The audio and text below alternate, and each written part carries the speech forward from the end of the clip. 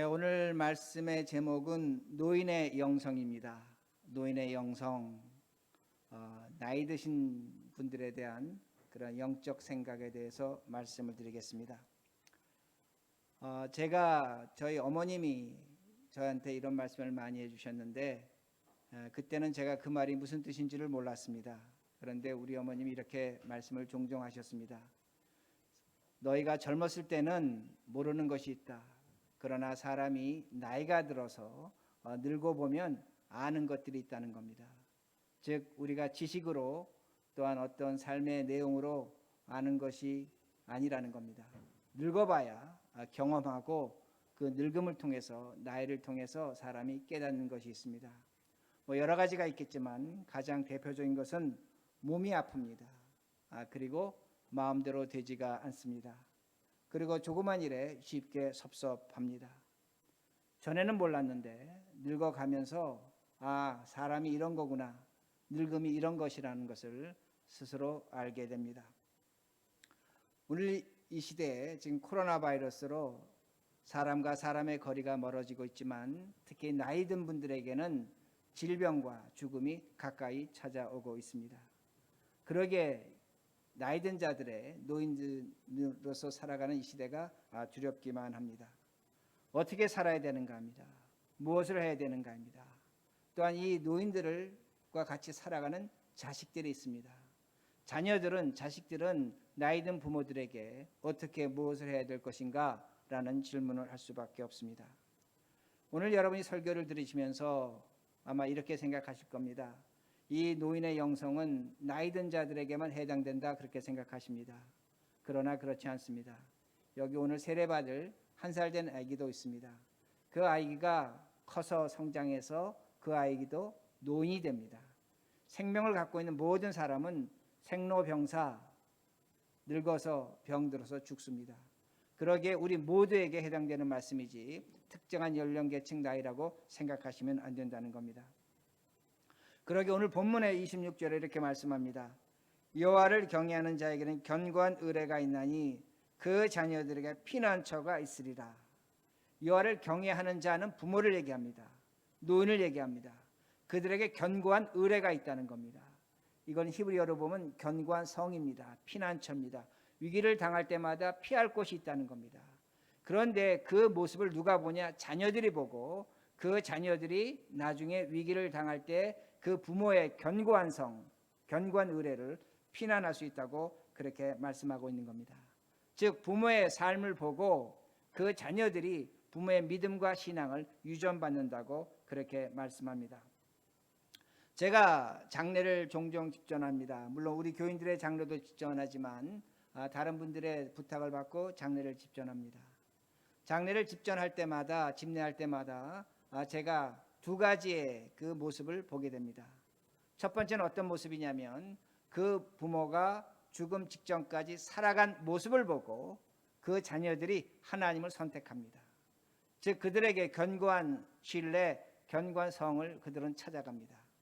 그런데 이상하게도 그 부모가 예수를 믿었다고 할지라도 그 부모의 그 마지막 삶의 내용을 보고 오히려 하나님을 떠나는 사람들도 있습니다. 그 부모의 신앙과 삶이 그들에게 견고한 신뢰가 되지 못하는 것을 볼 수 있다는 말씀이 됩니다. 그러기에 오늘 우리들이 어떻게 살아야 될 것인가 합니다.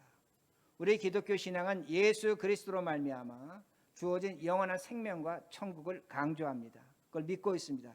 중요합니다. 우리 분명히 그렇게 믿어야 됩니다. 그런데 그렇게 그걸 강조하다 보니까 무엇이 생략되고 무엇이 무지했냐면 그 죽음 직전까지 우리들이 어떻게 살아야 될 것인가, 어떤 모습으로 살아야 될 것인가의 그 모습에 대해서는 우리가 그렇게 강조하지 않았습니다. 무시했다는 겁니다. 무지했다는 겁니다. 그러기에 우리가 신앙인으로서 여기에 나이가 있는 노인이든 젊은이든 분명히 확신하는 것은 죽음 직전에 우리가 어떤 모습으로 어떻게 살아야지만 우리 자녀들에게 후손들에게 우리의 신앙의 유전을 나타낼 수 있는가, 그것이 오늘의 말씀이 됩니다. 오늘 제가 노인에 대한 설교를 합니다. 그런데 제가 이 설교를 하게 된 동기 중에 하나가 제가 책을 읽었는데 그 책이 루이스 아론슨이라는 그 의사가 쓴 책입니다. 책의 제목은 엘더후드인데 나이듦에 관하여입니다. 나이듦에 관하여인데 이 사람은 노인 전문 의사입니다. 노인 전문 의사로서 수많은 노인들의 그 죽음과 삶을 다루면서 본인이 겪은 것입니다. 거기에 특히 자신의 부모의 죽음에 대해서 잘 기록하고 있습니다. 그러기에 책은 800페이지 되는 좀 두꺼운 책입니다. 두꺼운 책이지만 저는 젊은 분들이 이 책을 읽으면 자신이 모시고 있는 부모님들에게, 노인들에게 유익할 것이고 본인도 장차 앞으로 굉장히 도움을 받을 책이라고 그렇게 생각을 합니다. 그러기에 젊은 분들이 있기를 제가 권합니다. 사람은 어떤가입니다. 사람은 20세가 되면 노화가 시작합니다. 늦기 시작한다는 겁니다. 그게 20대에 나타난다고 말합니다. 30대가 되면 장기가 노화된다고 합니다. 그리고 40대가 되면 시력이 약해지고 치아가 뒤틀리기 시작하고 50대가 되면 체중이 늡니다. 그리고 얼굴이 변형됩니다. 그리고 들려오는 소식 중에 하나가 뭐냐면 자신과 동년배 친구들이 죽음을 맞이하는 소식을 듣게 된다고 그렇게 말합니다. 60대가 되면 친구들의 부모님의 장례식에 참여하게 됩니다. 그 횟수가 늘어납니다. 그리고 자신이 모시고 있던 그 부모님들도 또 이렇게 세상을 떠나는 것을 경험하게 됩니다. 그리고 70, 80이 되면서 죽음이라는 실체가 아주 뚜렷하게 감각적으로 느껴집니다. 그러게 저희 어머니 말씀이 생각나는 겁니다. 그 이전에는 죽음이라는 것이 추상적이었습니다. 그렇게 만져지지 않는 것이었습니다. 그러나 나이가 60, 70, 80으로 가면서 그 죽음의 실체가 자신에게 깊이 찾아오고 그것이 어떤 것이라는 것을 감각적으로 느끼기 시작한다는 겁니다. 그러면서 노인들은 낙심합니다. 실망합니다. 몸이 아프다는 겁니다. 그런데 오늘 제가 먼저 여러분들에게 중요하게 강조하는 것은 뭐냐면 우리 노인이 돼서 나타나는 어떤 현상은 노화에 의한 현상이지 질병이 아니라는 겁니다. 이걸 분명히 해두자는 겁니다. 책도 그걸 강조합니다. 나이가 들어서 사람이 노화가 되면 나타나는 현상이지 그 현상이 병으로 간주하는 것은 잘못됐다는 겁니다. 제가 왜 이렇게 말씀을 드릴 수 있냐면 여러분들이 교회에 올 때 차를 타고 오셨습니다. 차를 타고 올 때 여러분들의 차에 연식이 있습니다. 2009년도 있고 2020년도 있고 차에 나이가 있습니다. 여러분 새 차는 고장나지 않습니다. 문제가 없습니다. 그러나 차가 10년 넘어가면 고장나기 시작합니다. 제 차가 10년이 넘었습니다. 고장나기 시작하는 겁니다. 마찬가지라는 겁니다. 사람도 차와 같이 비교하는 것은 좀 맞지 않겠지만 차와 같다는 겁니다. 우리 몸이 우리 장기를 오래 사용하다 보면 노화가 오는 겁니다. 노화의 증상으로 고장이 나는 겁니다. 고장이 나는 겁니다.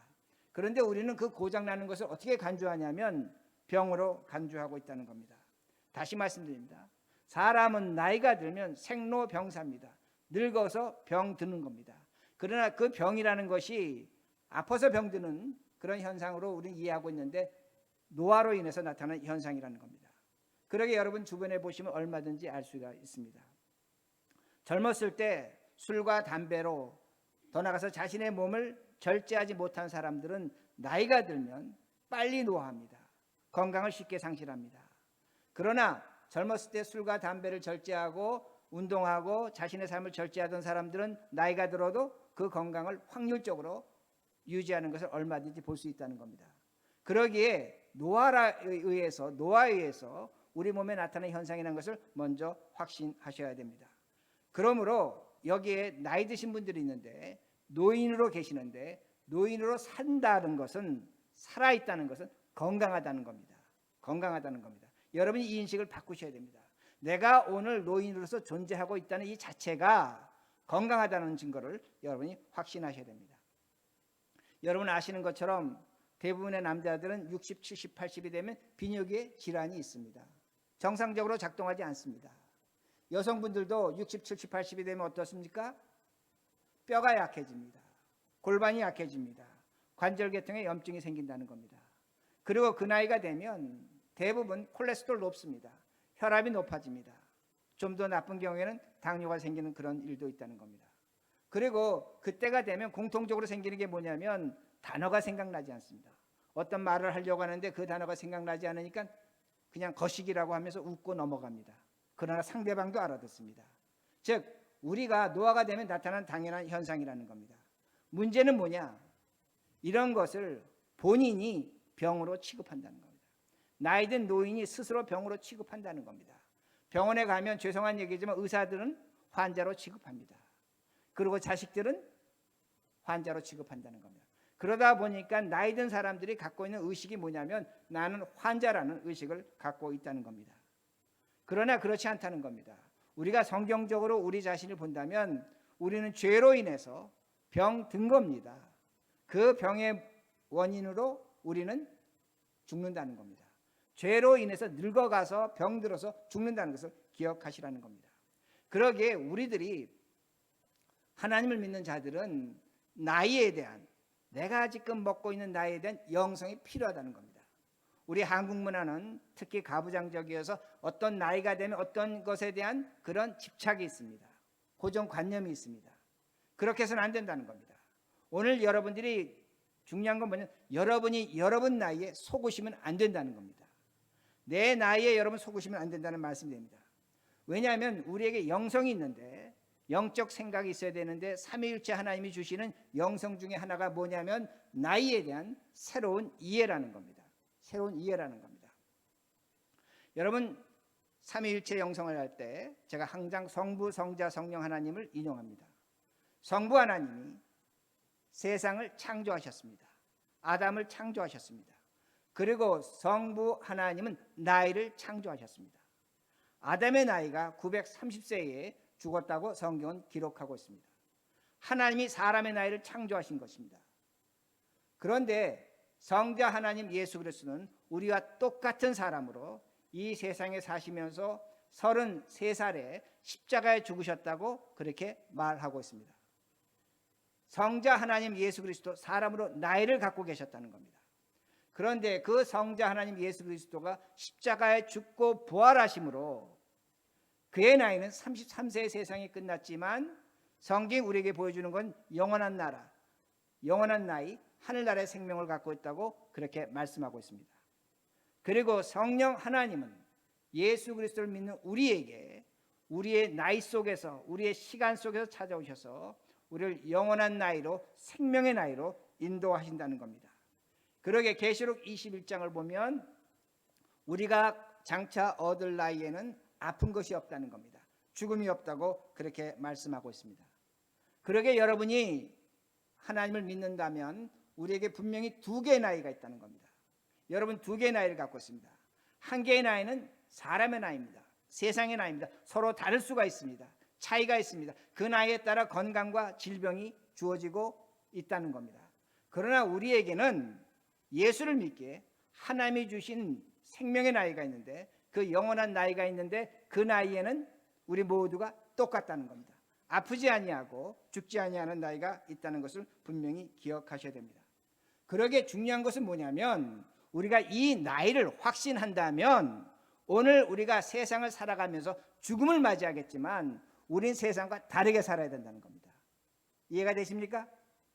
여러분이 이 나이를 확신하신다면 우리에게 주어진 하나님의 나이, 영원한 나이가 확신한다면 우리 비록 죽음을 맞이할 거지만 그러나 죽음 앞에서 우리는 다르게 세상과 살아야 된다는 그 말씀이 됩니다. 왜 그런가입니다. 예수님이 그렇게 사셨습니다. 예수님이 그렇게 사셨습니다. 여러분 인류학자들이 로마 사람들 그 2000년 전에 평균 수명을 계산해 봤더니 몇 세가 되냐면 30에서 40살입니다. 참 놀랍지 않습니까? 당시 로마 사람들의 평균 수명, 유대인들의 평균 수명이 30에서 40이었다고 합니다. 왜 이렇게 평균 수명이 적었냐? 아이들이 태어나자마자 위생적 그 상태가 되지 못했기 때문에 많이 죽었습니다. 많이 죽었습니다. 우리도 기억하겠지만 제가 어렸을 때 동네마다 아이들이 7, 8명씩 있는데 그 집에 보면 어린아이들이 태어나자마자 죽는 아이들 꼭 한둘은 있었습니다. 위생 상태가 약했다는 겁니다.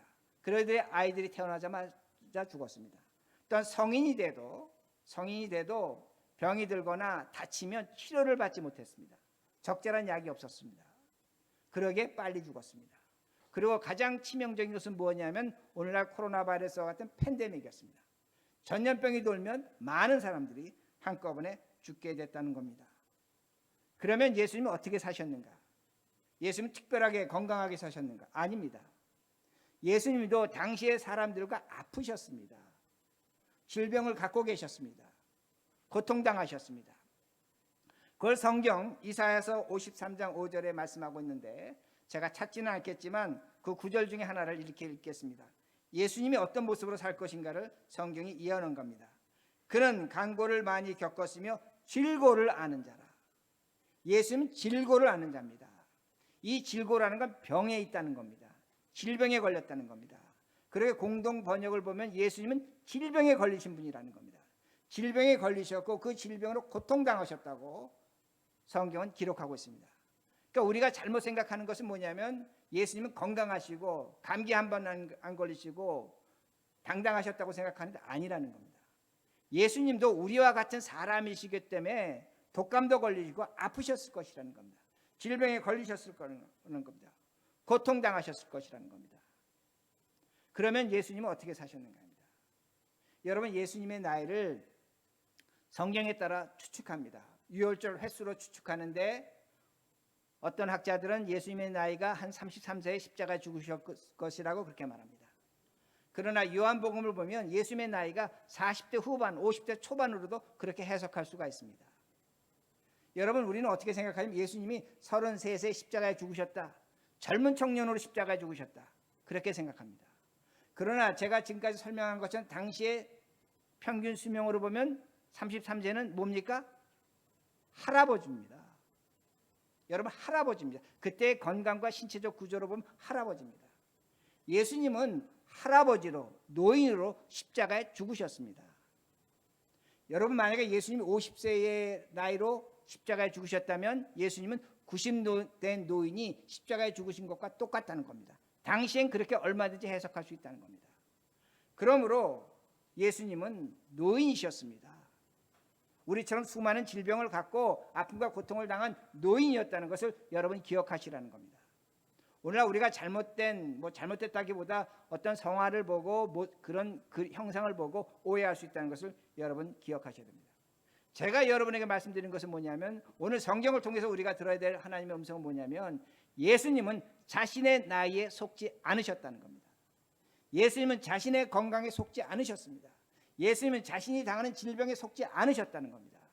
예수님은 그것을 이겨내시고 하나님이 원하시는 십자가의 길을 가신 것을 우리가 분명히 알 수가 있습니다. 나이를 이기셨다는 겁니다. 건강을 이기셨다는 겁니다. 질병을 이기셨다는 겁니다. 그리고 하나님이 원하신 길을 간 것을 분명히 알 수가 있습니다. 그러기에 오늘 마찬가지입니다.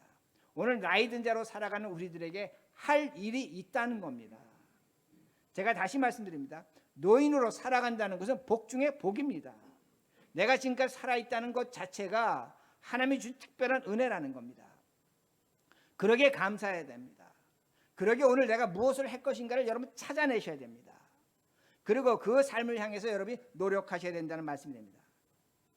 문제는 뭐냐? 우리 한국교회 노인들은 나이가 들면 손을 텁니다. 아무것도 안 합니다. 죽을 일만 남았다고 그렇게 말합니다. 그렇지 않습니다. 죽을 일이 남은 것이 아니라 살 일이 남아있다는 겁니다. 그러므로 감사하시고 오늘 내가 노인이 됐다는 것은 하나님이 주신 복 중에 복이라는 겁니다. 그러게 잠언은 뭐라고 말씀합니까? 백발이 영광의 존재라고 그렇게 분명히 말씀하고 있습니다. 여러분이 나이를 잊으셔야 됩니다. 그 나이에 속으시면 안 된다는 겁니다. 왜냐하면 예수님도 그 나이를 이기시고 속지 않고 살아가셨기 때문입니다. 우리가 그렇게 살아야 된다는 겁니다. 그러게 잠언 14장 27절에 이렇게 말씀합니다. 잠언 14장 27절 제가 읽습니다. 여호와를 경외하는 것은 생명의 셈이니 사망의 그물에서 벗어나게 하느니라. 제가 좀 전에 설명드렸습니다. 여호와를 경외하는 자 어떻게 된다고 말씀드렸습니까? 그 자손 후손에게 안식처, 피난처를 제공한다고 그렇게 말씀합니다. 그런데 한 단계 더 나갑니다. 여호와를 경외하는 자는 사망의 그물에서 벗어나서 생명의 셈에 이른다고 그렇게 말씀합니다. 사람은 죽고 살 수 있는 겁니다. 죽고 사는 겁니다. 그러나 궁극적으로 성경이 우리에게 말씀하는 것은 뭐냐면 우리가 하나님을 믿음으로 말미암아 죽음에서 생명으로 옮겨간다고 그렇게 말씀합니다. 그러면 우리가 노인으로서 어떻게 살아야 되는가 합니다. 여러분, 나이가 노인이 되면 60대 중반이 되면 어떤 면에서 세상적 책임을 다한 때입니다. 자식들은 키워서 결혼을 했을 것이고, 또한 그동안 모시던 부모님 살아계시면 다행이지만 아마 60대 중반 70대 되면 하늘나라로 가셨을 것입니다. 그러니까 60대가 되면, 노인이 되면 뭐가 없냐면 사람에 대한 책임이 없는 겁니다. 양육에 대한 의무가 없는 겁니다. 그러기에 가장 만족하고 행복한 것이 60대 후반 노인들이라고 그렇게 말합니다. 제가 이렇게 말씀드리면 어떤 분들은 아니 어떻게 노인이 행복하고 만족하던가, 제가 하는 말씀이 아닙니다. 제가 드린 말씀이 아닙니다. 2010년 미국 사회과학학회가 발표한 것이 있습니다. 누가 어떤 연령이 가장 행복한가입니다. 사람은 10대부터 불안감이 증가합니다. 그리고 35세에서 59세가 되면 인생에 대한 불안감이 가장 크다고 말합니다. 근데 60세가 되면 그것이 떨어집니다. 그리고 65세가 되면 급격하게 떨어집니다. 그리고 90세가 되면 가장 만족하고 행복하다고 그렇게 말합니다. 우리가 생각하는 것과 반대입니다. 우리는 어떻게 생각하냐면 행복과 만족은 젊은 세대에 있다고 생각하는데 과학자들은 아니라는 겁니다. 진정한 행복과 만족은 누가 있느냐? 노인 세대에 있다고 그렇게 말하고 있다는 겁니다. 많은 노인들이 행복과 만족을 느껴야 되는데 그걸 느끼지 못합니다. 제가 첫 번째 말씀드린 것처럼 자신의 나이에 속기 때문입니다. 두 번째 이유는 뭐냐면 사회 제도와 사회의 영향을 받아서 노인 스스로가 행복하지 않고 만족하지 못한다는 겁니다. 사회적 제도가 있다는 겁니다. 여러분, 세상의 모든 기준은 청장년 중심입니다. 왜냐하면 여러분이 타고 오신 차, 사용하는 전화기, 도구, 물건, 보는 신문, 마켓에서 사는 때의 그 물건, 그 모든 그 물건의 손잡이나 구조는 30대, 40대입니다. 왜냐하면 30대, 40대, 50대가 가장 소비욕이 강하기 때문에 그들을 중심으로 그렇게 물건을 만들어낸다는 겁니다. 여러분, 제약회사가 당뇨약을 만듭니다. 혈압약을 만듭니다. 그리고 우리가 아는 것처럼 지금 임상시험한다고 합니다. 임상시험할 때 그 대상이 여러분 어느 대상이냐면 30대, 40대, 50대입니다. 60, 70, 80대 노인으로 임상시험하지 않는다는 겁니다. 지금 우리 코로나 바이러스 임상시험하고 있지만 너무나 잘 알고 있습니다. 그 임상시험의 대상은 다양한 인종과 다양한 그 연령을 하지만 나이든 노인들을 대상으로 하지 않는다는 겁니다. 왜냐하면 약을 만드는데 그 약의 수요층을 누구로 잡냐면 30, 40, 50이라는 것을 우리가 알 수 있습니다. 그런데 그 약을 누가 제일 먼저 사용하냐? 코로나 바이러스 나오면 70, 80대 노인들이 제일 먼저 사용한다는 겁니다. 노인은 신체적 노화로 질병에 약합니다. 우리 알고 있지만 코로나 바이러스로 노인들이 얼마나 약합니까? 조그만 질병만 갖고 있어도 그 코로나 바이러스로 생명이 있는 것을 볼 수가 있습니다. 제가 종종 보지만 노인대에서 한번 넘어졌다가 뼈가 다쳐서 일어나지 못하는 분들을 제가 봤습니다. 병원 가서 의식을 잃습니다. 폐렴 증세로 돌아가시는 분들도 봤습니다. 노인이 되면 약하다는 겁니다. 이건 우리가 분명히 알고 있습니다. 그런데 그들에게 쓰는 약은 무엇인가입니다. 의사가 처방해 줄 때 만들어 쓰는 약은 제가 그 본 책에 의하면 노인 전문 의사가 쓰는 것은 뭐라고 쓰고 있냐면 30대 40대를 위해서 만들어 놓은 약을 쓰고 있다는 겁니다. 노인의 체력과 노인의 정신력에 맞지 않는다는 겁니다. 그 약을 의사가 처방해서 그 약을 사용하고 있다는 겁니다. 그런데 노인이 되면 만나는 건 누굽니까? 자식들보다 의사를 많이 만납니다. 내과 의사 만나고 외과 의사 만나고 정형외과 의사 만나고 심장의 만나고 어떤 의사 만나고 어떤 의사 만납니다. 가면 환자 취급합니다. 환자죠. 그들이 볼 때는 당연히 뭘 줍니까? 약을 줍니다. 저도 기억나는 것이 저희 어머님이 살아계실 때 약을 한 20알 정도 드셨습니다. 엄청 드셨습니다. 이게 지금 노인 세대라는 겁니다. 수많은 약을 먹고 있다는 겁니다. 지금 미국 CDC 질병통제예방센터에서 여러분 아시는 것처럼 코로나 백신은 예방주사를 만들고 있습니다. 그런데 그 자료에 보면 어떤 것이 있냐면 예전에 CDC에서는 예방주사를 만들 때 두 단계로 구분했습니다. 어떻게 구분하면 소아청소년과 그리고 성인들로 구분했습니다. 근데 2018년이 돼서 이거를 세분화했습니다. 소아청소년은 17그룹으로 구분했고 성인은 5그룹으로 구분을 했습니다. 그런데 65세 노인은 그저 한 그룹으로 남겨뒀다는 겁니다. 왜 그렇게 했는가 합니다. 나라도 정부도 사회도 65세 된 이상 노인들은 하나로 보는 겁니다. 아이들은 17개로 나눠놨습니다. 세밀하게 보는 겁니다. 왜 그런가 합니다. 65세가 되면 생산 능력이 없는 겁니다. 미래 세대의 짐이 되는 겁니다. 물론 죽으라고 하는 건 아닙니다. 그러나 그만큼 의료적으로 사회적으로 노인 세대는 보장과 보호를 받지 못한다는 것을 우리들이 알 수 있다는 겁니다. 그리고 예방주사, 코로나 예방주사 나오면 누가 제일 먼저 맞습니까? 노인들이 먼저 맞는 겁니다. 그러니까 이 현실이 어떠하다는 것을 우리들이 분명히 인식하셔야 된다는 겁니다. 문제는 뭐냐? 세상이 갖고 있는 이러한 제도와 편견을 노인들이 그대로 받아들이는 겁니다. 이걸 제가 말씀드린 겁니다. 제가 CDC를 비난하거나 제약회사를 비난하거나 의사를 비난하는 것이 아닙니다. 오늘날 노인들은 세상이 주는 이런 제도와 시스템에 대해서 거부하지 않습니다. 그대로 받아들입니다. 그러니까 제가 좀 전에 말씀드린 것처럼 나이가 되면 어떻게 합니까? 우리 특히 한국 노인들은 죽겠다고 하는 겁니다. 이제 내가 나이가 돼서 모든 걸 그만하겠다는 겁니다. 중지하겠다는 겁니다. 이제는 쉬겠다는 겁니다. 자신이 필요 없는 존재라고 그렇게 말씀합니다. 늙으면 모든 것에서 물러나야 된다고 그렇게 말합니다. 잘못됐다는 겁니다.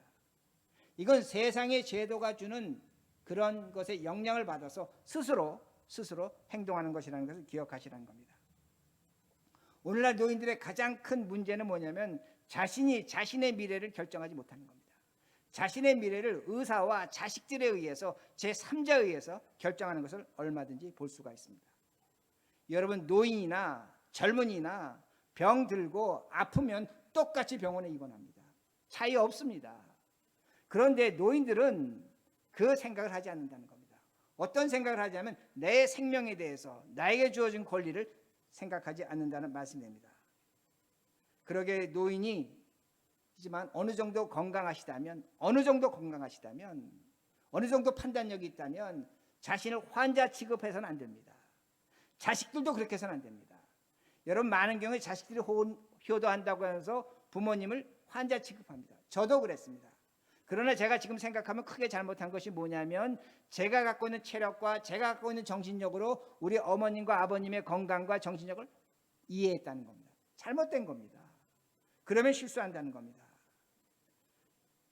그러기에 오늘 노인으로서 살아갈 때 주변에서 이런 영향을 받으면서 거부할 줄 알아야 되고 스스로 판단할 줄 아셔야 된다는 겁니다. 가장 중요한 것은 뭐냐면 자식들은 노인 전문 의사를 찾아드려야 됩니다. 이 단어를 저도 처음 봤는데 제라트리언이라는 단어를 쓰는데 노인 전문 의사입니다. 제가 한번 찾아봤습니다. 버겐카운에 이런 의사가 얼마나 있는가? 아주 적습니다. 큰 병원에만 있습니다. 여러분 이런 의사를 찾아가서 자식들이 찾아가서 우리 부모님들 우리 노인들의 약을 쓰고 있다면 그 약을 전부 다 보여줘야 됩니다. 이 약이 과연 맞는 건지 이 약에 의한 부작용이 어떤 건지 그들은 판단합니다. 여러분 내과 의사나 외과 의사나 심장과 의사는 잘못이 없습니다. 그들은 법에 따라 약을 처방할 수밖에 없습니다. 그러나 그 약을 통제하고 조절해 주는 건 아무도 없습니다. 그걸 누가 해야 되는가? 노인 스스로가 해야 되고 더 나아가서 자녀들이 그걸 도와줘야 된다는 겁니다.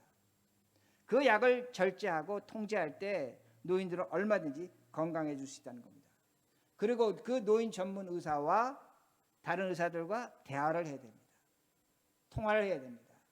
그리고 이 노인을 어떻게 다뤄야 된다는 것을 의논하면서 약을 처방하고 돌봐줘야 된다는 말씀입니다.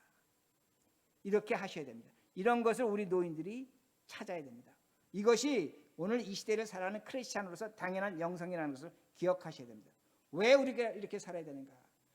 하나님께 가지만 영원한 나이가 있지만 그 죽음 직전까지 우리는 우리 후손들에게 우리 자손들에게 하나님을 나타낼 책임과 의무가 노인들에게 있다는 말씀입니다.